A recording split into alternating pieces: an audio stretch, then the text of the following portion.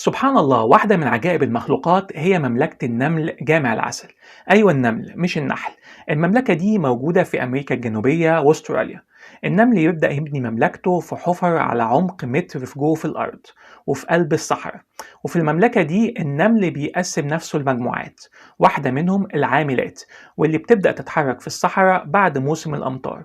بالرغم إن الأمطار بتكون قليلة جدا إلا إن النمل يبدأ يدور على الأزهار وتجمع رحيق الأزهار وتروح على بيتها وتبدأ تغذي الجزء التاني من النمل واللي اسمه حافظات الطعام، لغاية ما تتملي بطون النمل حافظ الطعام لدرجة إن بطنها ممكن يوصل لحجم حبة العنب.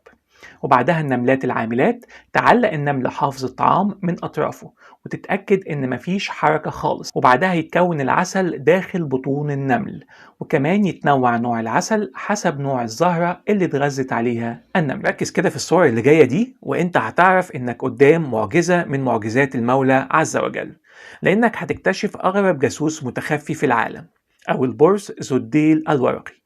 وزي ما انت شايف الكائن ده له جسم رفيع وراس كبيرة وشكله غريب وعجيب ويشبه جدا ورق الشجر الميت. والبرص الورقي ما بيعيش إلا في مكان واحد بس، وهو جزيرة مدغشقر الأفريقية، ويقدر يعيش في أي ظرف كان إلا الأماكن الصاخبة، ما بيتحملش يعيش فيها ولا دقيقة واحدة. وبيقال عليه أغرب جاسوس عشان قدرته العجيبة في التخفي. وده مش عشان شكله الغريب اللي يشبه ورق الشجر الميت بس، لأ، ده كمان عنده قدرة إنه يقطع ديله ويفضل الديل يتحرك ويموه الأعداء وهو يهرب بجسمه. وطبعا مش بيزعل على ديله اللي اتقطع، لأن ديله بينمو تاني، ومش ديل واحد بس، ده ساعات 2 و3 كمان، ويبقى ساعتها شكله غريب فعلا وقادر على التخفي أكتر وأكتر. اللي قدامك ده مش مشهد من فيلم رعب، دي نملة في حالة الزومبي.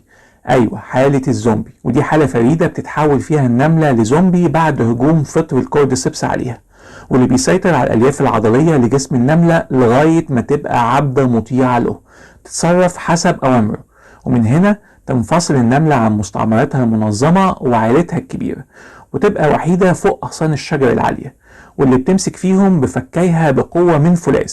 والتصرف الغريب ده بيرجع ان الفطر الكورديسيبس بيبدأ في افتراس عضلات فك النملة، وبعدها يبدأ في تغيير جينات النملة المسكينة، وعلى طول ما يكدبش خبر ويحط بويضاته جوه جسم النملة، وفجأة تنفجر راس النملة ويخرج الفطر العجيب للبحث عن ضحية تانية في مستعمرة النمل.